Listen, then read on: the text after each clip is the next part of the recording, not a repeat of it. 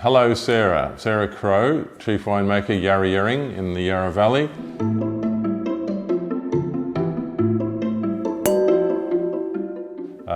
Welcome to The Real Review and congratulations on being again one of the top wineries in our top wineries list of the year 2022. Thank you, Huon. Yes, we're very, very pleased with the results again this year. You were top winery last year and I think you're still in the top 5 this year, so that's very consistent. I did actually meet Bailey Carrodus back in the early days of Yarra Yering, and an interesting fellow he was. But people say that wine is made in the vineyard and the vineyard is the most important thing, and therefore site selection is obviously terribly important. If you plant your grapes in the wrong area, then you've got a major problem. What do you think it was that led Bailey to plant Yarra Yering where it is? Well, he was doing some research with his students at the University of Melbourne, and he used to bring them out to the Yarra Valley and they would map the native plant vegetation and the topography and analyse the soil, etc. So in a way, he kind of got his students to help him find this ideal location to plant the vineyard. But I think it's the old, I suppose, a bit impoverished soils in the foothills of the Warramate Ranges. Because we're in the foothills, those foothills are made of the weathered debris from the Warramate Hills when potentially it was a mountain however many million years ago. And so all that weathered debris has fallen down the hill, and that's created the soil profile in which our vines are situated. And that kind of grey, low infertility soil is probably a big part of why he chose that site. Yes, I think what you're saying is that the weathering of the hills over the thousands of years, they talk about the mid-slope being the best part because the lower slope's a bit too fertile with all of the washed down debris, and the top of it's probably a bit too rocky and bare because it's been eroded so much. Is that how it is at Yarra Yering? Yeah, absolutely. And the real rocky top section of the vineyard is actually planted to our Iberian Peninsula Portuguese varieties. So it's very, very rocky. It's a little bit higher and it is really rocky up there. And those vines thrive. If we try and grow them a little bit further down the slope, they don't do so well. So yeah, you're exactly right. Well, that's something I wanted to ask you about because I've been very impressed with the Portuguese varieties which you use to make the Yarra Yering Dry Red No. 3. And obviously some thought went into exactly which part of the vineyard they should be planted in. Was that was Bailey's doing too, was it? Yeah, that was planted. Those varieties went in 1990. So the year the vineyard expanded, doubled in size that year. But the first thing he planted was these Portuguese varieties.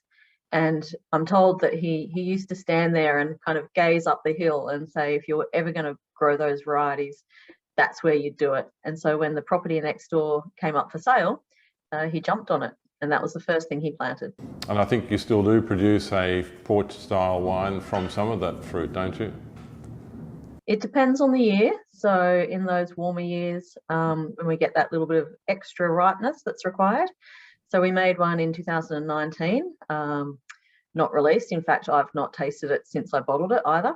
And 2010 was the last vintage before then. So if more people in Australia drank these beautiful fortified styles of wine, we might make it more often. But in a kind of supply and demand situation, we just go for the really classic years that are going to make a great fortified style from our property. And that's called pot sorts, isn't it? It is, yes. There used to be an R in there, stealing from the Portuguese, but no, we stick to pot sorts now. There's something distinctive about your wines. What's more important to you, elegance or power?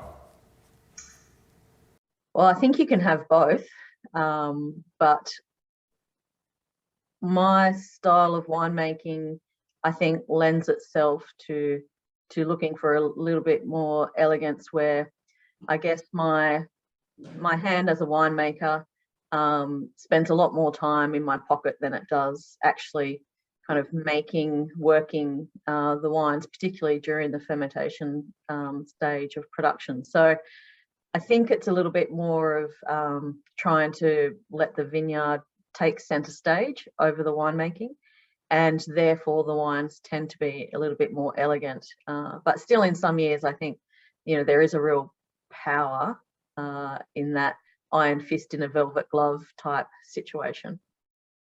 Yes, I think what you're saying is that if you overbuild the wine with too much extraction of tannin or too much oak in the maturation, you obscure the terroir, don't you? You obscure the origin of the grapes and their sense of place, I suppose. That's very important, isn't it? Absolutely, yeah. It's about that balance between winemaking, which is important, but also just letting the fruit expression be the core of the wine and have centre stage, I suppose, over what I might do in the winery. Exactly. And if there's anything that you'd like to do to further improve your wines, what would that be? Do you have any plans in that direction? I think it's an ongoing kind of evolution of, I guess, adopting some kind of newer technologies and equipment in the winery. So, we tend to try and, I guess, buy a toy for the winery each year. And the real aim of that is to help the purity and expression of these varieties. And because we make so many different varieties, it's good to remember that we can't and we shouldn't make them all in the same way. And so that might require having a few more kind of things we can draw on to help us kind of guide those wines into the styles that we want them to be. I think last year we discussed Cabernet Franc, and you've got some Cabernet Franc planted, but I guess it's too early to ask how that's coming on. Yeah, they just went in last spring, so we're a couple of years away from seeing how the Cabernet Franc might perform. Next year, vintage 2023, we should see our first kind of yields off some Grenache Blanc. So we're always experimenting or thinking, what do we want the vineyard to be? We're just over 50 years old now. What do we want the vineyard to look like in another 50 years' time? So that's kind of where we're at the moment, and we're just tinkering, I suppose, around the edges with some other varieties, which help keep us engaged, but ultimately they will help us learn more about the site. You've been there for over 50 years, or Yarra Yering has, and you've had plenty of time to establish a style and extract the essence of the soil, the essence of the site. What would it be if you could use a few words to describe what differentiates Yarra Yering style from other Yarra Valley wines? I think it comes back to that site selection, and it's the wines we make at Yarra Yering are different to our neighbouring vineyards, and it's very hard to put that reason into words because there's a lot that happens, below the surface of the soil that we can see that we don't really know. And a lot of it's kind of speculation as well. I mean, we talked about that weathered soil profile that we have. There's these beautiful kind of gravel rock bands that run through the vineyard as well. They give us beautiful drainage.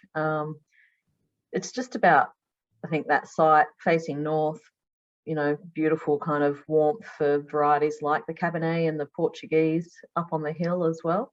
So it's never just one thing, I guess. It's a very complicated matrix of what makes a vineyard really special.